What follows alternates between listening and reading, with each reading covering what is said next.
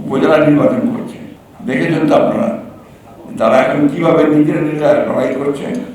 এই নির্বাচনে মানুষ অংশ নিচ্ছে না, উপজেলা নির্বাচন করছে, দেখেছেন তো আপনারা তারা এখন কিভাবে নিজেরা লড়াই করছে, কিভাবে একইভাবে আপনার ভোট নিয়ে যাওয়ার চেষ্টা করছে।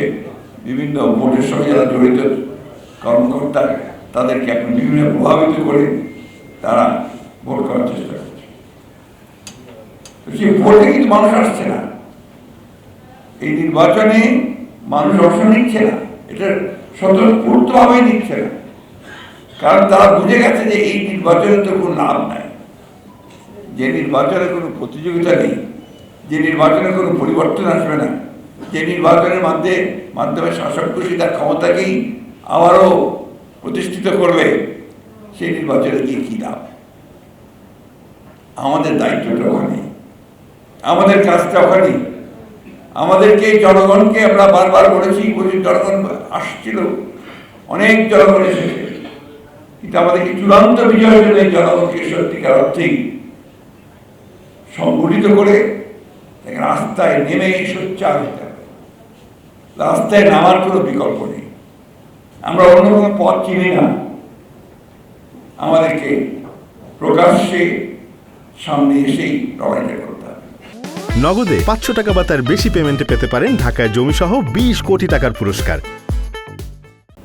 আজকে যখন তারা বলে যে আমরা গণতন্ত্রকে সুসংহত করছি, গণতন্ত্রকে আমরা প্রাতিষ্ঠানিক রূপ দিচ্ছি, তখন বিএনপি সেখানে বাধা হয়ে দাঁড়াচ্ছে। এখন কি বলবো, মানুষ কি সব আহম্মক হয়ে গেছে। আপনারা করলেন,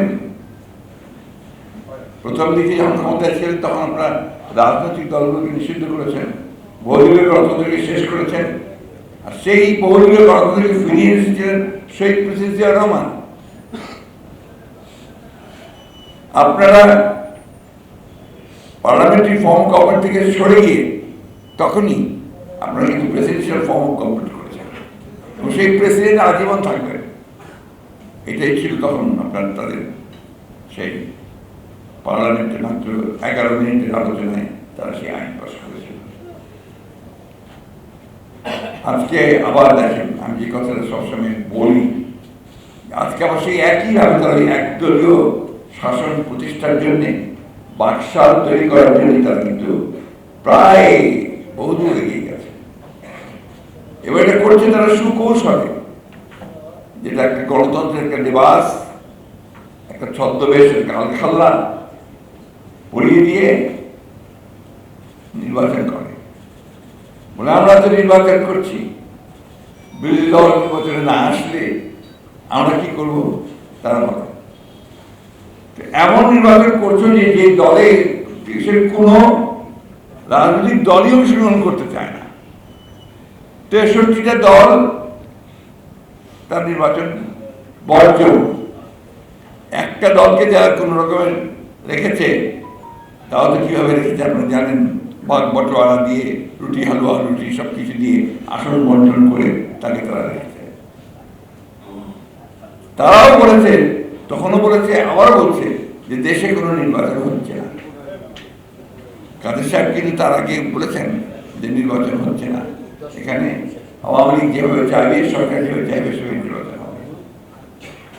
তা আমরা তো বারবার বলেছি যে আমরা তো ভাই ক্ষমতায় যেতে চাই, আমরা একটা সুষ্ঠু অবাধ নির্বাচন চাই।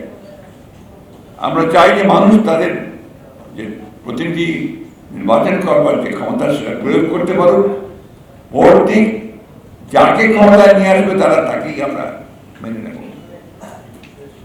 আপনাদের এত ভয় কেন? আওয়ামী লীগের এত ভয় কেন একটা অবাধ সুষ্ঠু নির্বাচন দিতে? ভয় এই জন্যে, তারা এই গত 15-16 বছরে যে অপকর্মগুলো করেছে, সেই অপকর্মে তারা সারা দেশে তন্ন তন্ন করে খুঁজলেও তাদের সমর্থন খুঁজে পাবে।